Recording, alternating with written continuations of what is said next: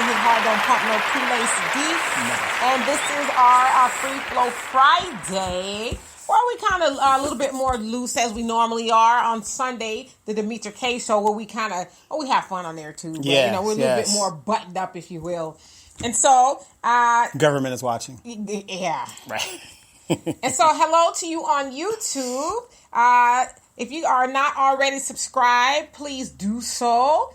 So you can continue getting more insightful commentary. And you can see me eat Donovan's lunch every once in a while. And hello to all the podcasts. There's way too many to mention. But hello to all of you. And as Donovan has said, because we're doing good numbers on the podcast area, we're getting picked up by more podcasts. So that's always a blessing. And to you on Facebook, we could not have this conversation without you, the original ride or die audience. And so hello to you all. And so we'll go ahead and get started.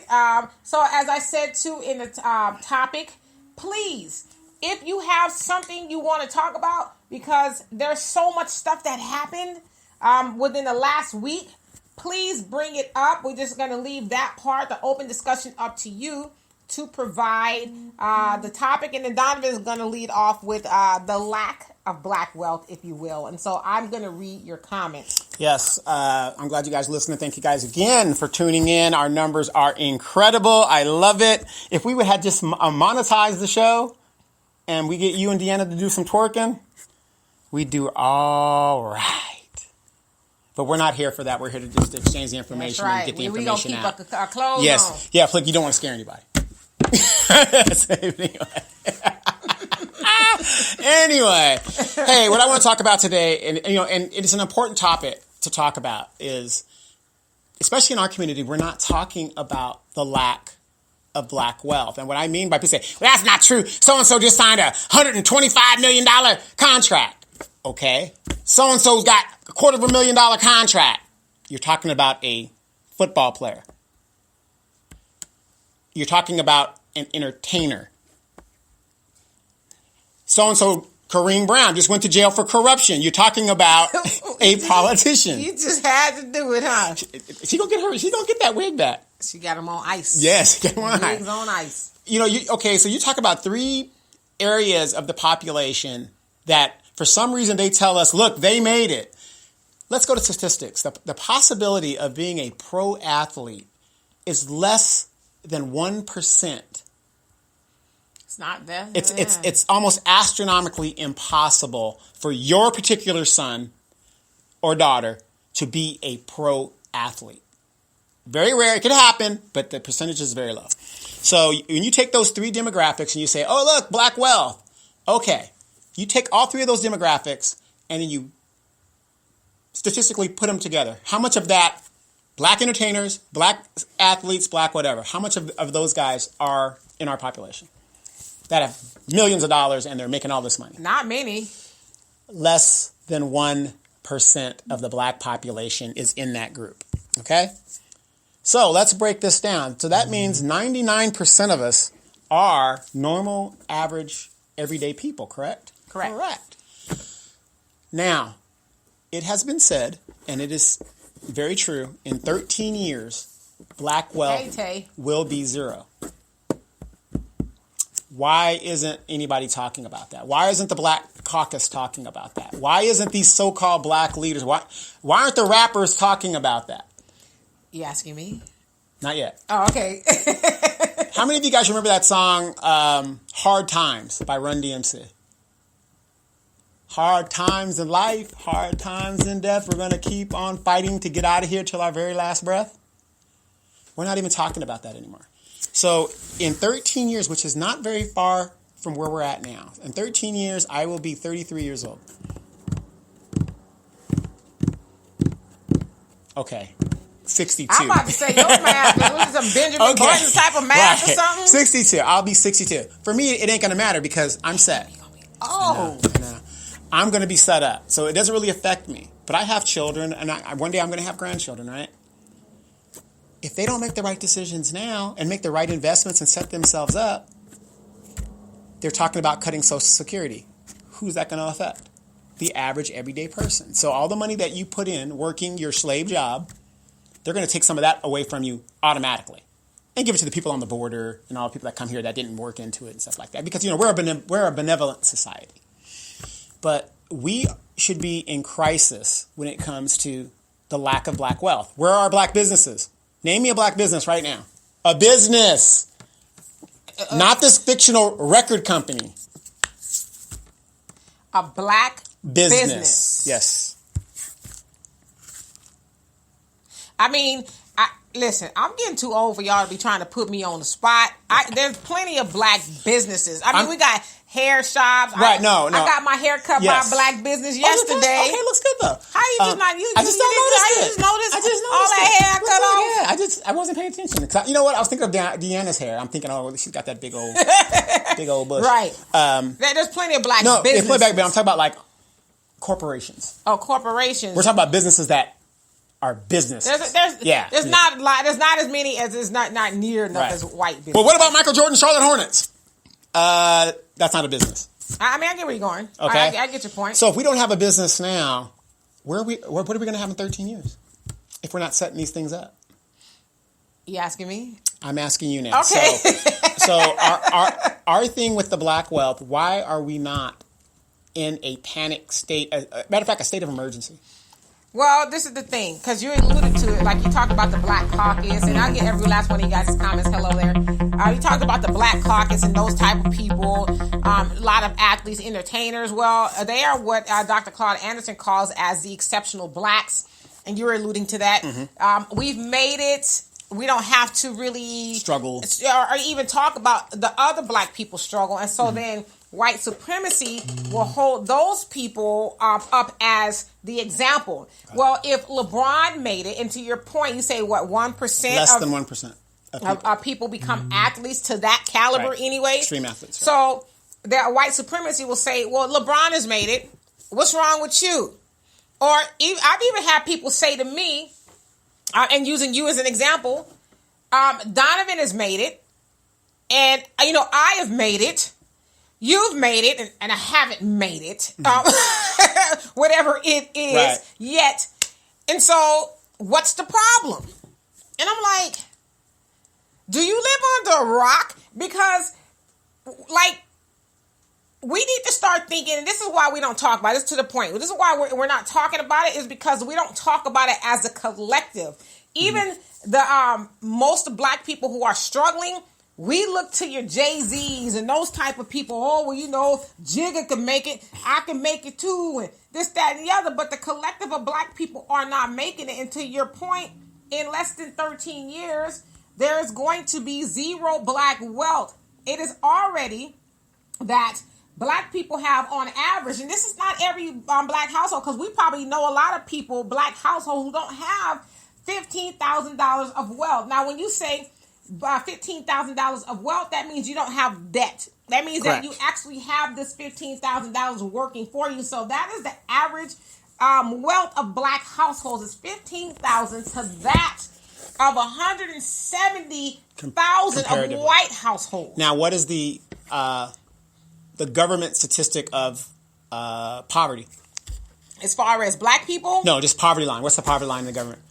It's as far as money, isn't it like $1,000 or less than that? You are considered poor or in poverty if you're less than $15,000. Oh, okay, I got it. I thought you were talking about as far as what people actually have. Right, less than $15,000. So you mean to tell me black people's average wealth right now is poverty? Well, that's not a secret. Well, that's what I'm saying. Right. Why aren't we alarmed by that? These are the numbers we're giving you. This is the government numbers. Right. Well,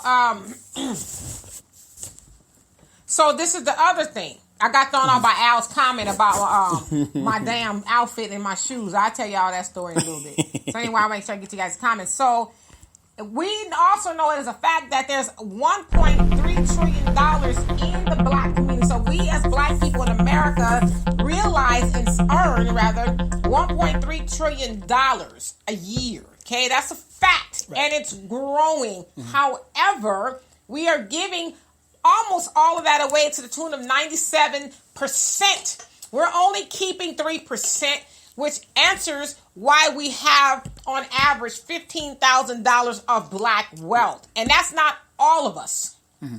That's only a few people who have that.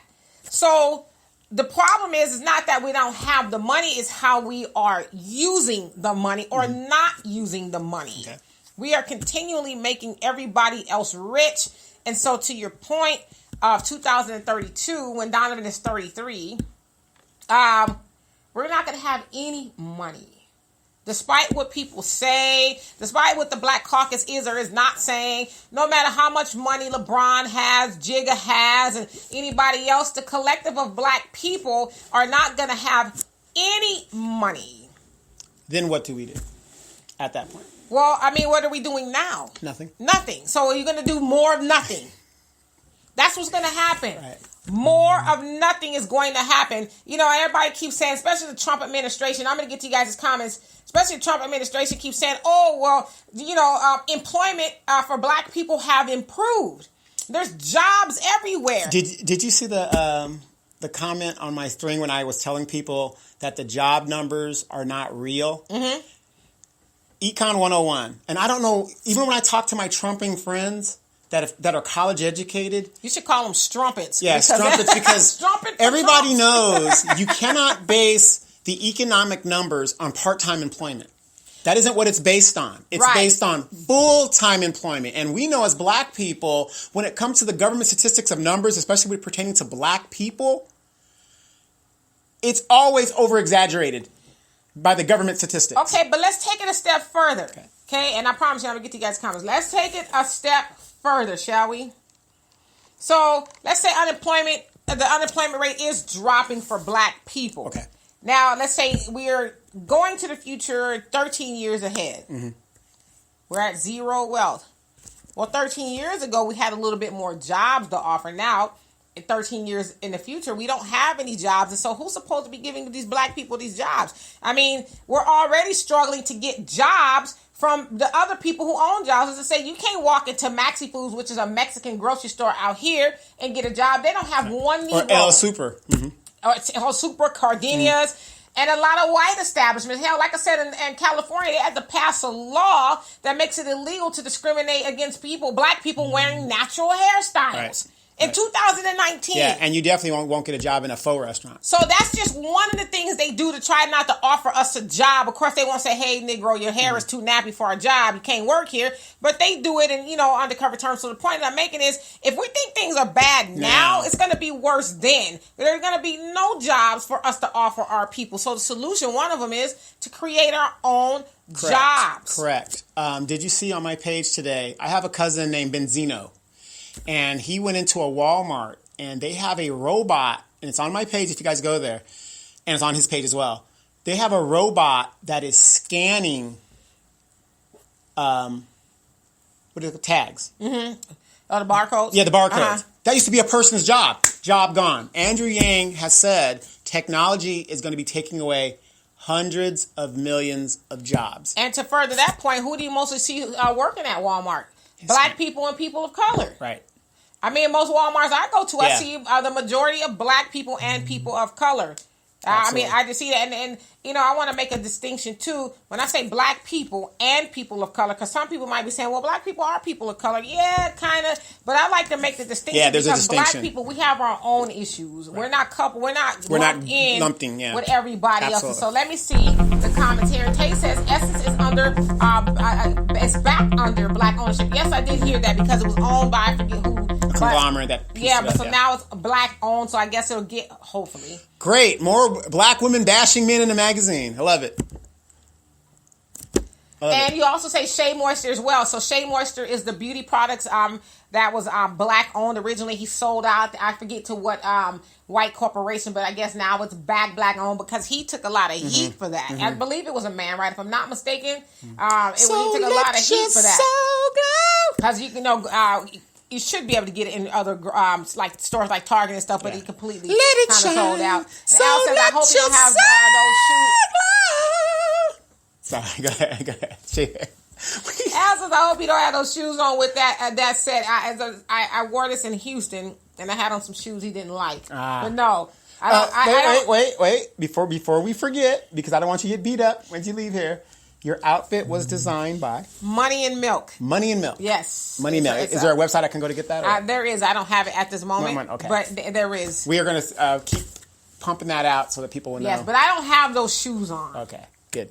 And Tay says, my transportation is Black owned. Okay. I've worked with them before. Tag Holdings and Bridgman Foods are all Black owned. Okay, well, you tell your driver stop cutting people off on the damn interstate and use their damn signals.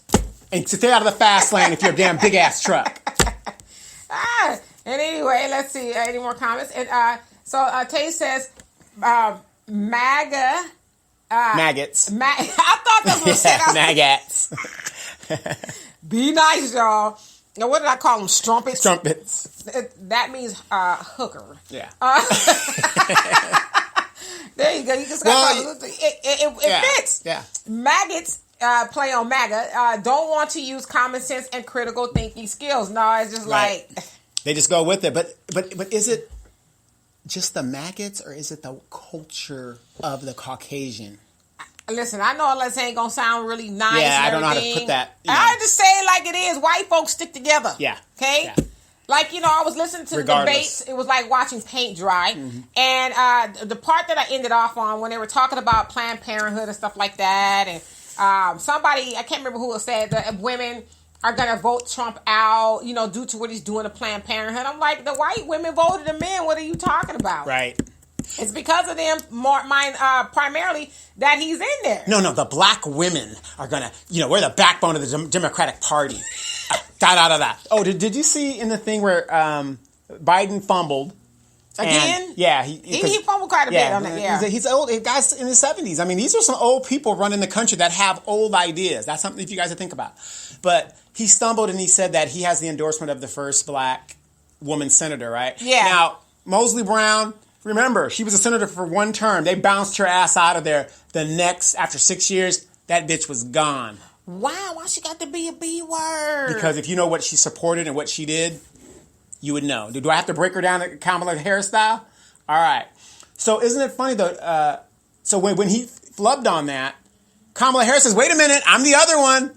Oh, now you're identifying yourself as black when there's article after article, Kamala, when you kept claiming Indian heritage, nothing but. Right.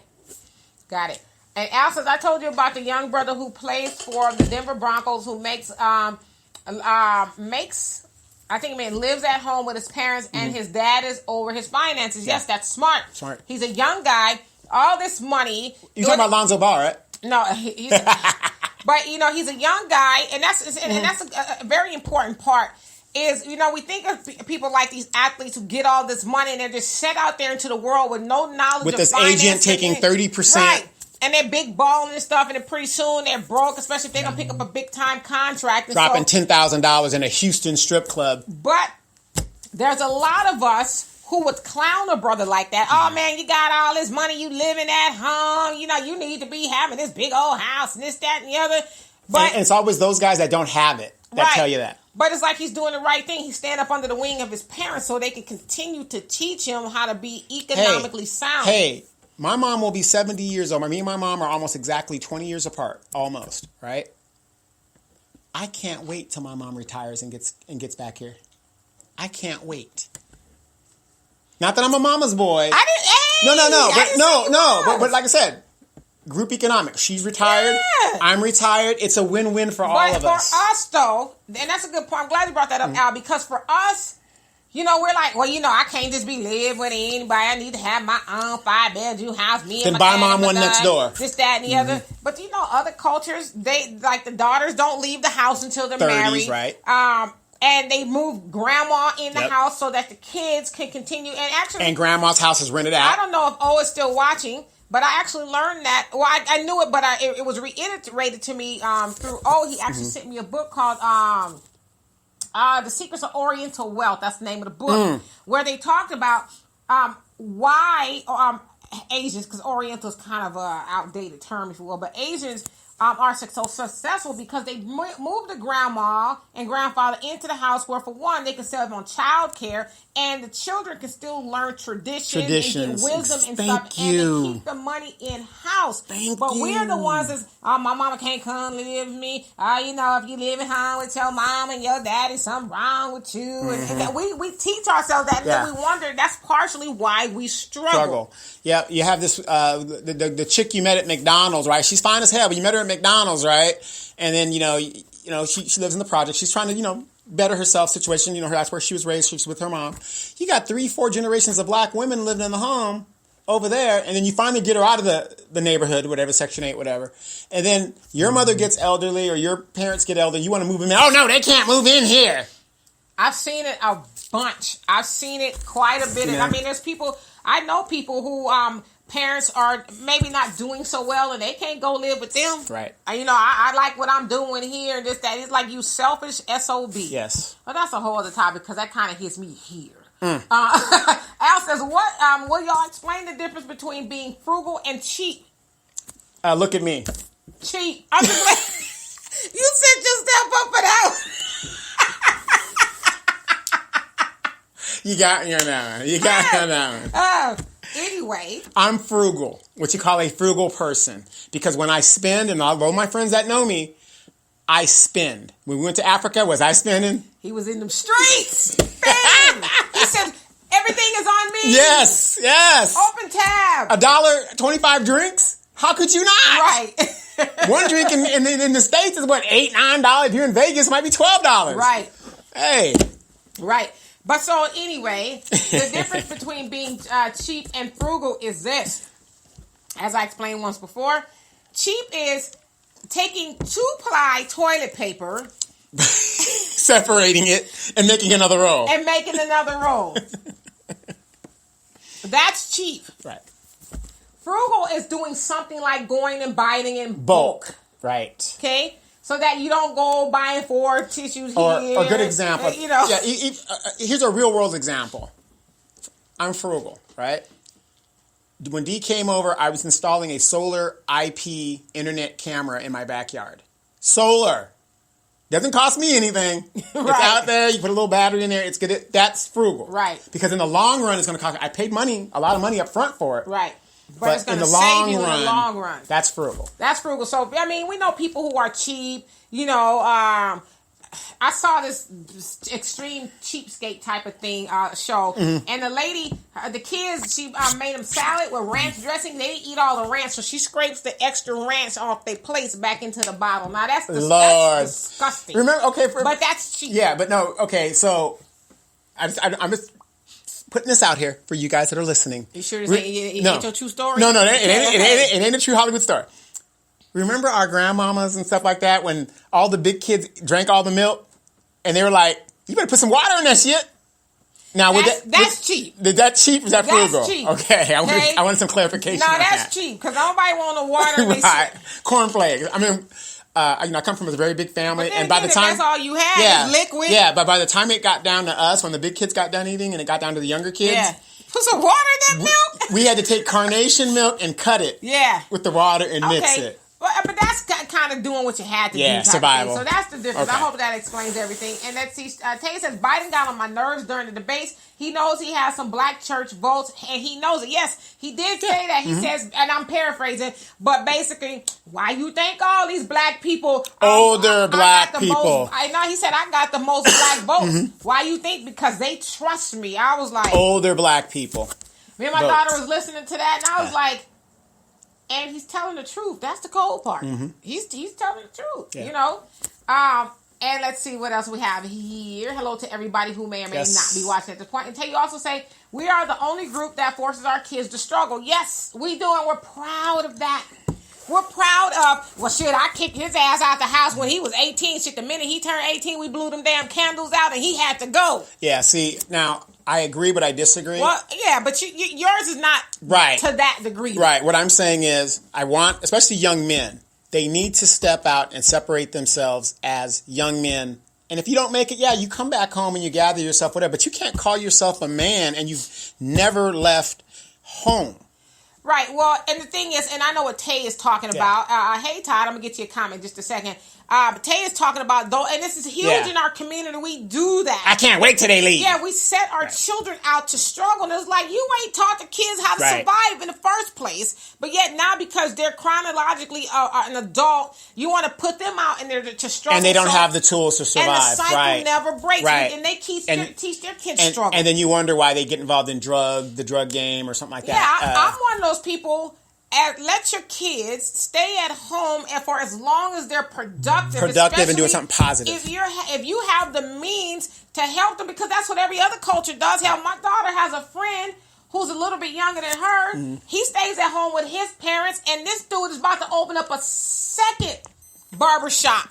Okay. Because he's been able to. His parents are like, I'm not going to kick you out the house to try to struggle and get a job. I'm going to help you live your dreams. Right. And then he takes his parents to Hawaii and all kinds of stuff. Can I ask this question? Does he have any children? He don't have any kids. Okay, then there you go. Then you can do that. Saying. Right. He set himself up for success. So they set him up to succeed. To thrive. And this is what I was having a conversation with my daughter's father about her. I said, you and I, yes, she's an adult. I said, but it's our duty. She doesn't have any kids, anything like that. It's our duty to make sure we set her up for success. Because if we do that, then it comes back to us. Not that's because why we're doing it, but there's no reason for us to set her up for failure. Now the difference in that, and I agree everything what you're saying. The only thing that I want to codify is the fact that you don't mean we let these kids just run hellion. I didn't say run roughshod. No. They fucked up in school. They're not paying attention. They kept getting in trouble, and now they're 18, and we keep them in the house anyway. But what you're saying is like kind of like what Tay's doing. Her boys successful. They're doing what they're supposed to do. She's giving them the tools that they're going to need for when they do step out. It could be if they're 30 years old. Yes. Okay. And but. Okay. The but is Tay though has taught her children to be successful people from probably the cradle. Right. It didn't start when they were 18 or she allowed them to, not saying that they ever have, but to understand hypothetically, mess up and do this, that, and the other. And then like, okay, you got to go. And she didn't teach them the necessary skills. So some of that's got to be on the parent too. If you got a child who is wayward and not doing nothing, not productive, you let them stay on the couch and play video games and not go to school and all of that. Pops Wilder wasn't having that. And now you tired of them. Now you want to put them out the house. That's wrong. You got to own some of that too. Yeah, that's wrong. Right. But Pops Wilder wasn't having that. He looked like he can still whip some ass. And Todd says, what are the religion or way of life of the host? It kind of helps me grasp your mindset in a statement. So you want to go ahead and answer first? You want me to answer? So you want to know what our religious outlook is, or I guess what are you could answer first. Okay, so I'm not religious at all, Todd. I have spent a plethora of years in Christianity. Before that, I was born into the Nation of Islam. So my father is of the Nation of Islam and has been for about 55 years now. Converted to Christianity when I was about 12. Got out of it about maybe 6 years ago or so. So I don't ascribe to any religion at all. However, I do realize that there is a higher power. I just do not subscribe to Christianity for a whole host of reasons. I don't go to church at all. My church is knowledge, if you will.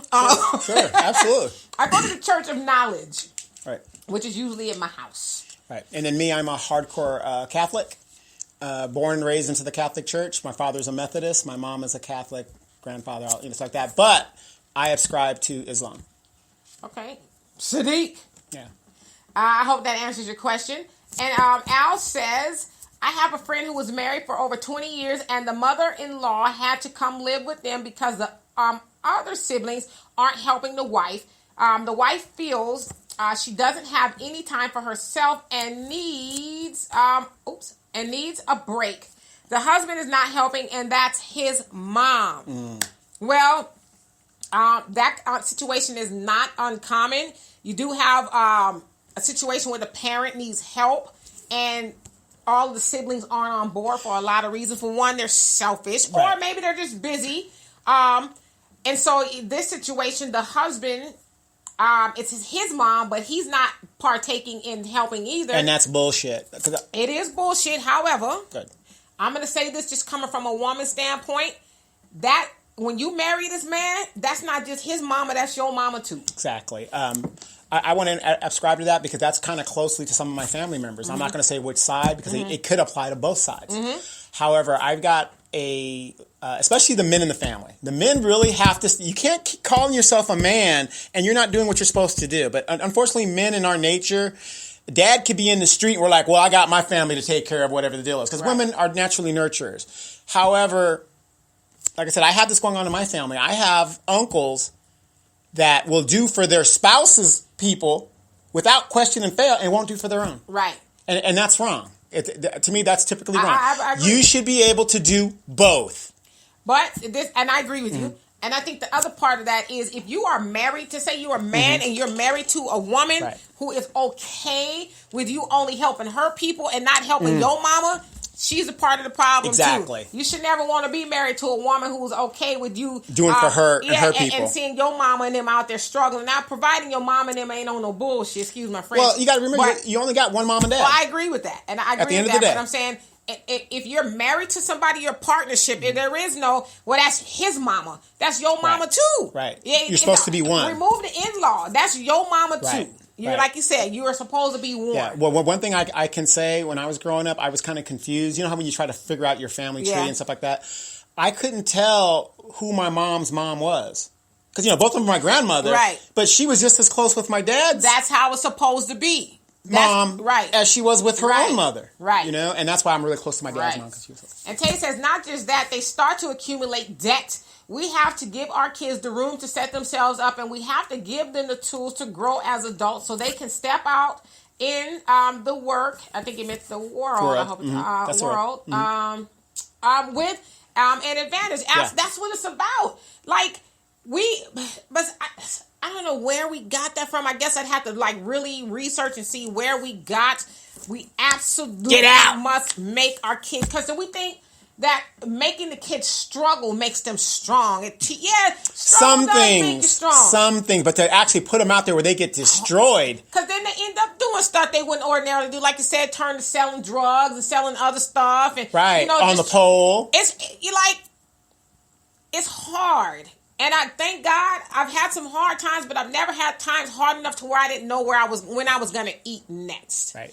So imagine being a child, I'm saying your child is 18, put out there to survive, and they don't know what they're going to do to eat because you've cut them off because you grown now. Well, imagine what they'll try to do to survive. Well, I can say this. I have cousins right now. They claim to be my mom's maiden name. And yet, so every time you hear about like a stabbing or a shooting or a killing by this side of the family, they think it's my grandfather's people. They identify because they have the name. Yeah.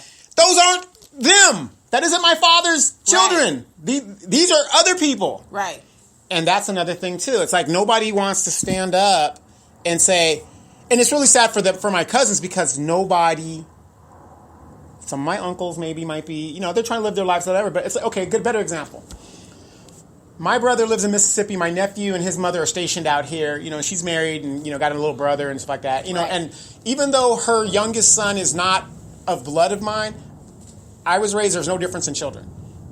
So even though the older son is my nephew by blood, I treat the younger son just the same. Got to. Okay? But my brother's not here. I take it upon myself to do as much as I can for my nephew when I'm asked upon or if there's something that I want to do. Because you're the uncle, not just in name. Exactly. You're the uncle, and you're supposed to act in the stead of your brother. Exactly. Right. Because at the end of the day, him being out here, and let's say he does fall into drug, which I would kill him. Let's say he falls over here, he runs with the wrong crowd. I'm responsible for that. Right. At the end of the day, I'm responsible. I can't really blame my brother because he's in another state doing his thing. I'm responsible because I am the lead family member that is out here. You're the man in his life. Okay? Exactly. And Tay says, I taught my kids how my parents taught me. I don't think that I'm successful, but my parents taught me good work ethics, discipline, humility, and obedience. And what did she say? She ain't successful? Girl, you're balling. Hurry up and get those kids out so I can move in. Tay is being very humble, but she's right. Those things that she mentioned are what's necessary. I'm waiting for Dominic to graduate, damn it. Those things are necessary, and those are things that people need to start teaching their kids like we were taught back then, but people don't do that anymore, right? And then they want to make excuses for when their kids shoot up somebody, and they're like, well, it's too late at that point. Did you teach them any different? It's too late at that point. I mean, I have a gang of uncles. You mean to tell me, and all of them still live in that little small town that I was born in. You mean to tell me, out of all those uncles and relatives that all live in that same town, nobody had a positive influence on these kids and stepped in and said, this is right and this is wrong? Yeah, that needs to be examined. Wow. And Al says, hey, Donovan, an ex's young nephew plays for so he's saying his ex's nephew plays for Buffalo Bills. Oh, okay. And when they came here to play the Texans last year, his dad requested 27 tickets. Each player received the only two tickets. Oops. Only 2 tickets. Demetrius said, tell that man to call me. Well, no, because I was saying, because the issue is that he didn't know, the young man, the one that's playing, didn't know how to tell his dad no. Right. Because the dad wanted to big up with 27 tickets, and he only gets a certain amount. But the dad is also wanting him to buy him a car and a house. Yeah, the dad probably figured just buy 27 tickets. He wants to, trick off his son's money, for lack of better words. No, and that's totally wrong. That is totally wrong by the father to, like I said, my youngest son's very similar. My oldest son's successful, but you don't see me up in their pockets every other day, and I don't have no expectation. And that's nothing we do as a community. We have a expectation that our kids are going to take care of us, and that's bullshit. You need to set yourself up and be the example so that if something does happen to your ass, you're ready to go. I agree with you, but I think it's a combination of both. I think we should expect for our children to take care of us because we took care of them, and But yes, I agree. We should have our own stuff together. It shouldn't be like I'm a struggle. Until you make it. Exactly. Or mom and dad still doing drugs and no. A good example. Like I said, I just said my mom will be 70, and hopefully she will retire next year from her federal job. Second retirement from this woman. Okay. When she comes here, everything that, let's say something bad happens, it's already set up. All I have to do is execute. But how did you get to that point, though, to be able to do that for her? What do you mean? Like, it's taught. But it's taught. Yeah, or organizational, it's teaching. And you were taught that from somewhere. You didn't just say, well, shoot, mama, I got my stuff. Yeah, God forbid, loved one. You doing all right, ain't you? A loved one drops dead. You can't find the insurance papers. You don't know how this is going, or, you got to bury him. You hear all these horror stories. You're like, wait a minute. Grandma was 70, 80 years old. What do you mean you don't know where this stuff is? And, and this is because I'm like a lot of people who have lost a parent. Mm-hmm. I lost my mom 3 years ago. Yeah. And I did a lot of taking care of my mom. Mm-hmm. You did. I just was the one that was able to do it for whatever reason. Everybody, you take care of everybody. Okay? I'm just playing. You do. But, it was just, I didn't see it as well. A burden. Yeah. No, my mom come to live with me. That's a blessing. My father, who is still living, there's a lot of things I do for my dad. This woman will miss a show to go deal with her dad. And you know what? I'm not, And I don't get mad. You're not fired yet. I told my dad, I said, you'll never have to pay your phone bill. Ever again. Mm-hmm. That's what I told I don't care if it's the last bit of money I got. You'll never have to pay your phone bill. Because you want to be in contact with your... That, and I just feel like, my dad has done so much for me. I want to do all that I can for him. Right. But that's what I was taught. Right. A quick story. Let me get to Russell's comment really quick. Go ahead, Russell. Go ahead. Hey, Russell, how you doing? He says, putting your children out at 18 is the result of Democrats' welfare laws. That's also why most children have one parent in the home. It's just the truth. Yeah. That is the truth. We know what the Democratic Party, Democrat Party, if you will, has done to the black community. Continuing to do. And still trying to do. Exactly. And we give them our vote with no expectation. Right. They're not addressing, fixing any of those things that they help break in the black community. And they'll talk about fixing the results of the things that has been caused. But to keep the like system mass intact. Incarceration, things like that. Like we heard... Mr. Biden. No, go ahead. Joe Biden, he's not for the legalization of marijuana. But it's like, well, dude, a lot of the policies that you authored and co-authored are the reason why there's a lot of black people incarcerated and families destroyed. Right. And then when they caught him on the stage saying that, he didn't even apologize. He was just like, everybody should just get out. Okay, even if you released everybody, you've destroyed all their lives. You're partially why they're in there. Right. So no, it ain't like their record's going to get expunged. You were arrested. But legalization, making marijuana legal, you can't give people back their time. Yes, but it does expunge that stuff. It completely wipes it off their record. So but I'm not 23 now. I'm 40. Right. Exactly. I can't do what I did. Right. It's so sad. So I'm sorry. Do you remember the point you were going to make? No, I don't. Go ahead. Alzheimer's. Right. I just saw Russell's comments sitting there, so I didn't want him to continue to wait. I don't see any more comments, but now just really to your point, we got to stop doing that to our children because our children they're the future. They are. They are. It's just, I know it's cliche and kind of sappy, if you will. But it is that the children are our future, and if we don't start teaching them things, we won't be able to leave them a legacy. Like a lot of times, like the best legacy to leave people is money, bar none. But also the other good legacy to leave your children is wisdom and knowledge and tradition on how to further what you've built. And you talk about this a lot. Donovan talks about this a lot as far as. Let's take, for example, grandma up and dies. Mm-hmm. Grandma, as both of my grandparents were domestics. If you guys don't know what that is, that's women who went into white people's homes my grandmother and cleaned homes and took care of the kids, or the whole nine. Or took care of grandma in the white person's all home. All of that. Yeah, so that's what they were called, a domestic. Right? In fact, my paternal grandmother was a domestic of Jamie Lee Curtis. Yes. In case you guys cared.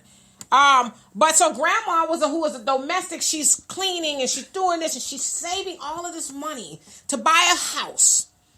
Grandma dies, and what do? We sell off grandma's house. That was been in the family for at least not 6 generations, but let's say 6 decades. 6 decades. 60 years. Yeah. Right, 2 or 3 generations. And grandma's house is gone. Why? Because we want the money, well, for one, we can't get along. So let's say it's 2 other siblings. We can't get along. Well, I just go ahead, let's go and sell a house so I can get my money. I can go. And it's always the spouse of the. Can you repeat that again? It's always the spouse that isn't like the in-law that's married into the family that's influencing the brothers so much to say about the situation that really inflames the situation. Because I'm gonna give a quick story real quick. Mm-hmm. My mom is the oldest of 12, 8 girls. Now, 8 women sitting down to decide what to do about their father. That's going to turn the WWE up in there.